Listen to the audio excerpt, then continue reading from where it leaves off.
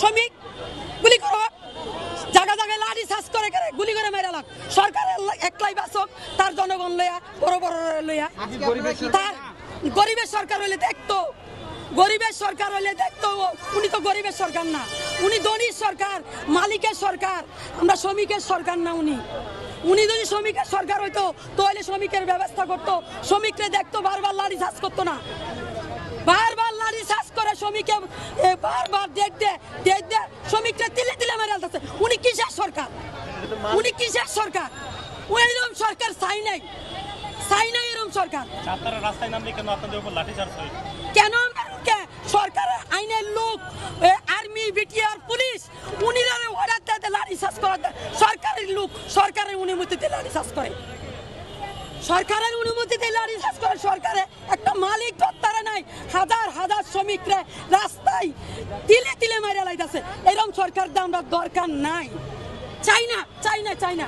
আমরা এমনি মরে যাই, সরকারে আর বাঁচানি লাগবে না, তিলে তিলে আর মারা লাগবে না। কি অবস্থা? আমাদের দাবি দেওয়া বলছিল 26 দফা, ওরা বলছে 20 দফা। 20 দফায় মান্য নিছি, কিন্তু 20 দফার ভিতরে পাইছি কয় দফা? মাত্র 1 দফা পাইছি কয় টাকা? 30,000 টাকা পাইছি, কেউ 28,000, কেউ 3 ভাগের 4 ভাগের 1 ভাগ পাইছি।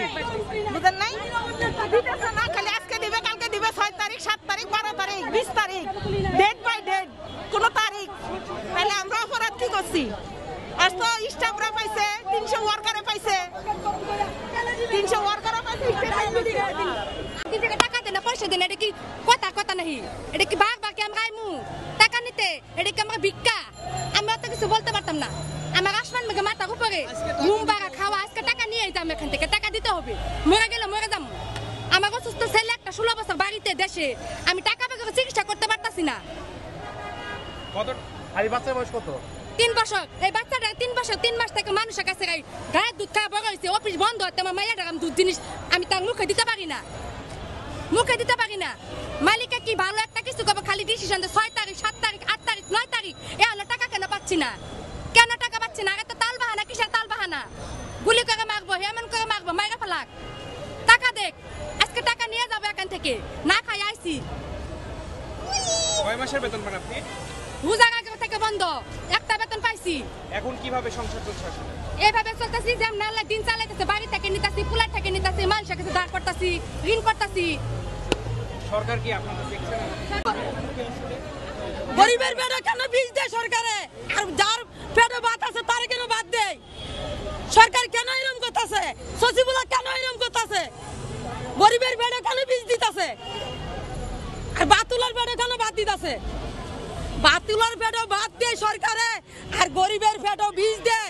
আমরা এরকম সরকার চাই না, চাই না এরকম সরকার, এরকম সচিবুলা চাই নাই। বীজ দেয়, তিলে তিলে তিলে তিলে গরিব মারা লাইতেছে, তিলে তিলে গরিব রে মারা লাইতেছে। আর ধনীরে ধনী রাখতেছে, ধনীর পেটে ভাত দেয়া। সরকারের বাইরে নিয়ে আসছে, সামনে তারা করে দিয়েছে শেষ। সরকার আইনে সামনে উনি সেনা সৈন্য নামায় দেয়া, গরিব মারা লাইতেছে। কারণ কি? লাঠি চার্জ করে সরকারে। এইরকম আইনলে কেন কেন বসে আছে? কেন গরিবের টাকা দেয় নাই? কেন গরিবের টাকা দেয় নাই? সরকার এরকম সরকার টাকা থেকে নামে যাক। আমরা চাই নামে যাক, গরিব জন চাই না, উনিও নামে যাক। উনি তো আমরা দরকার নাই।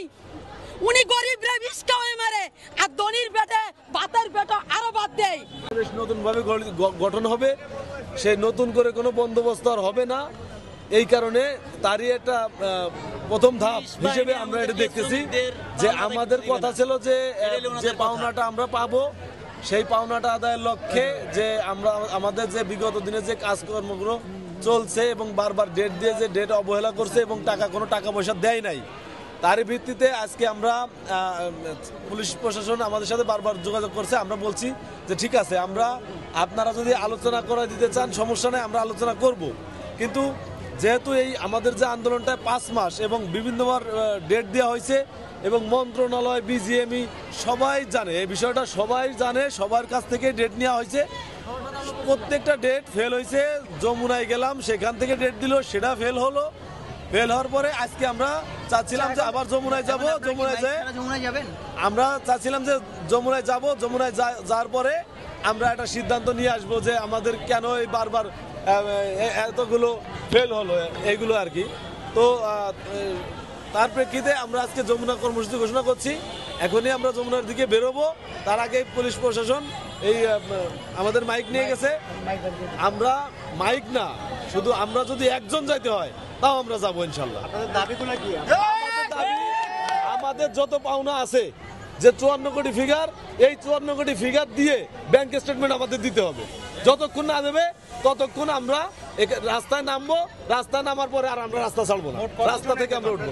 আমাদের শ্রমিক 9000, টিএনজেড গ্রুপের 5200 রানিং শ্রমিক এবং রিজাইন কিন্তু 3700 শ্রমিক।